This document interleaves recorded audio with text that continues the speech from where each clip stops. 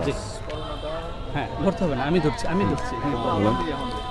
আমি ITSS এর প্রতিষ্ঠাতা মিলন বড়ুয়া।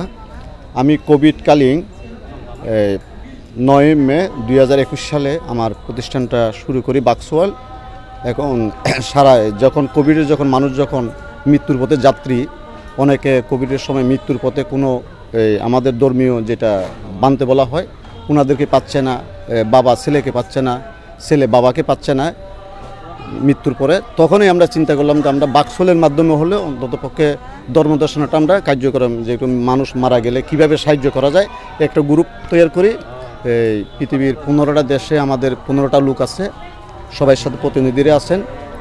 এই প্রতিনিধিকে দেওয়ার পরে আমরা বিভিন্ন আজ পর্যন্ত বাংলাদেশে অনেক বিহারকে আমরা টিপিটক 13টা টিপিটক দান করেছি বাংলাদেশ এবং ভারতে আমাদের ITSS-এর পক্ষ থেকে। এগুলো কিন্তু একক দাতা না, ITSS-এর এটা হলো সর্বজনিক দাতা। আমাদেরকে কেউ যেভাবে অর্থ দান করেছেন সেই অর্থের উপরে আমরা গতকাল 8 তারিখে আমরা ইন্ডিয়াতে এক সেট দান করি বাক্সওয়াল মাধ্যমে। এটা আমরা পরে হয়তো কুরিয়ারে পাঠাবো।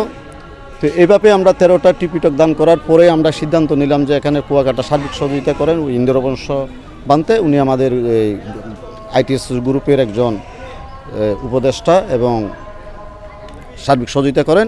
উনি বললো যে আমাদের এখানে অনেকগুলো জায়গা পড়ে আছে, আপনারা যদি কোনো কিছু করতে চান করতে পারেন। তখন আমি চিন্তা করলাম যে আসলে বানতে আমাকে জায়গার লোকেশনটা দেখালো। আমাদের সাধারণত বুদিতলাতে আমরা 28 বুদ্ধ স্থবিরটা আমরা করি বুদ্ধ ধর্মের নিয়ম অনুযায়ী। তখন চিন্তা করলাম যে উনি দেখার পরে আমরা 28টা দাতা সংগ্রহ করলাম দেশ এবং বিদেশ থেকে, America, Canada, Dubai, France, Bangladesh নিয়ে আমরা অনেক দেশ থেকে আমরা 28টা দাতা সংগ্রহ করি। 28টা দাতার মধ্যে আমরা 28টা বুদ্ধ আমাদেরকে প্রতিবিম্বগুলো এখানে আনার জন্য তারা দিয়েছেন, অর্থ দিয়েছেন। আমরা এইভাবে করেছি।